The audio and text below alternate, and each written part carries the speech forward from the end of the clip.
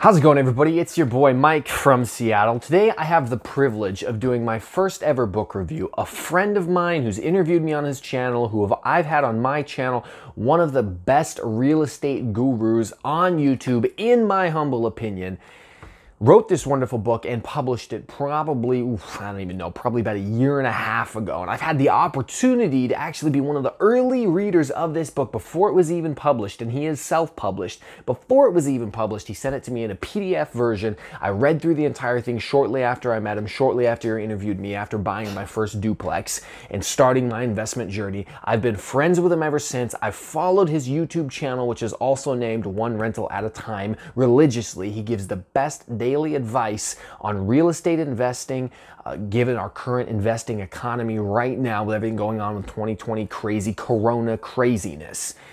This guy, you need to peep his channel because it is lit. Anyways, let's talk about the book. It's his own journey from how he started after being let down during the dot-com bubble bust that happened with stocks as he was a day trader / working a 9-to-5 in the early 2000s. He decided that he wanted to do something different because that wasn't going to work for him. So he decided to go to the library, pick up every single book that he could find on investing in real estate, and then take a freaking swing at it. This book chronicles the 15 to 18-year journey that he had investing in real estate through two separate markets of ups and downs. And it is a wonderful inspiration that every single reader should add to their collection in terms of literature. It's right up there with Robert Kiyosaki's Rich Dad, Poor Dad, Think and Grow Rich, and other great books. The reason I really like this one is because it's more attainable. It's written for your average investor. It's written for your beginner, your layman, like me, right? You can change that to layman.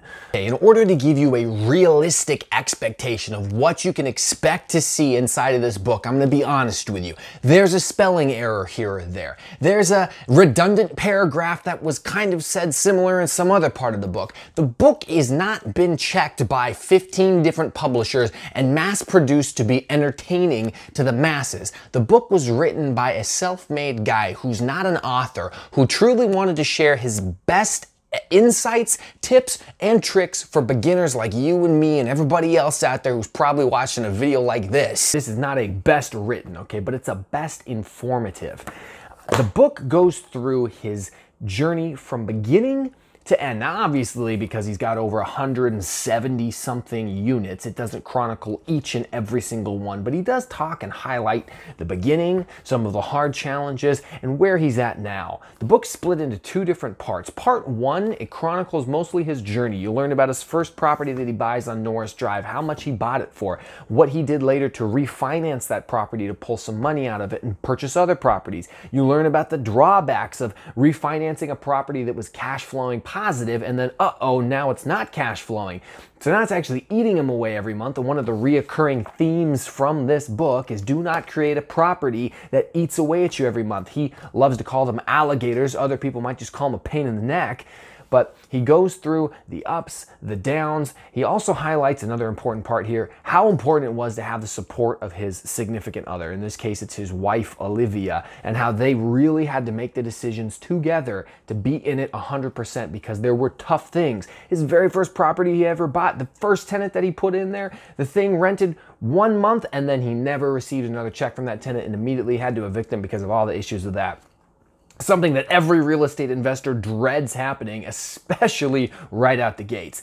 The book goes through and talks about how he was smart enough to see that values weren't working anymore, using the principles that he's using now today in our current market. Back then, how he realized the single-family housing market was beginning to become overinflated and overpriced, and he began to branch out and look into multifamily, small apartment buildings. So he started moving his money into small apartment buildings just prior to the 07-08 crash.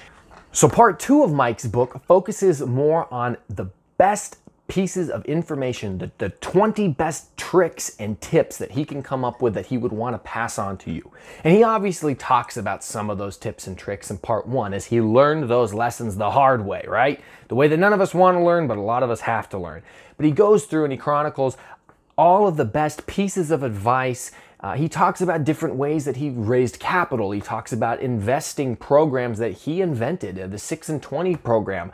I specifically asked him, I sent him a picture of page 82 of the book and was like, hey man, can you explain this process of raising capital from your friends and family to keep your money moving so you can buy more properties? Because in your book, you know, you kind of glossed over it.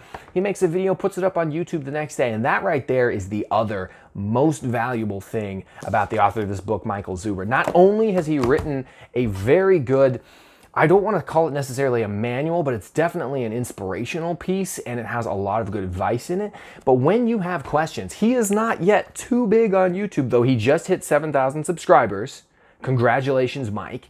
He is not yet so big that he won't answer every question he gets. You leave a comment on a video, you DM him on Instagram, in my case, I sent him a Facebook message because we're friends on Facebook. You're in his private Facebook group. If you've purchased his course, he answers every single question that you get. And he is just a wealth of knowledge. And he also can lay waste to the claims that he had it easy in an easy market. The guy's from California, worked in the Silicon Valley, and had to figure out how to invest and get started in a dot-com bubble burst for stocks, and then lived through the 07-08 real estate recession, all while purchasing houses in Fresno, California, because he had to figure out how to make it work close to home. It's an inspirational piece for you or I or anybody to read. It's an easy read. It's relatively short. I've read it 2 times now, both in the PDF copy he sent to me before it was published about a year and a half ago. And then, of course, I bought the book to support him because he's a great guy, and I read through it again for this video. Took me about a night and a half, a couple hours one night, a couple hours the next to read through it. But what comes with this book is confidence that, like him, like me, and probably like you, an average person has a shot to be successful investing in real estate if they just do it one rental at a time. But Mike's a good guy. You should peep his channel. He's the man. And congratulations, Mike. Seriously, go subscribe to him. Comment on his stuff. I told him that I think he's going to get to 15,000 subs by the end of 2020. So prove me right. I'll never ask for your subs and notifications, but go check his stuff out because he's a good guy and he deserves it, and he'll actually help the little people like us without trying to pimp a $10,000 course. Link below. Mike, we love you. We'll catch you next time.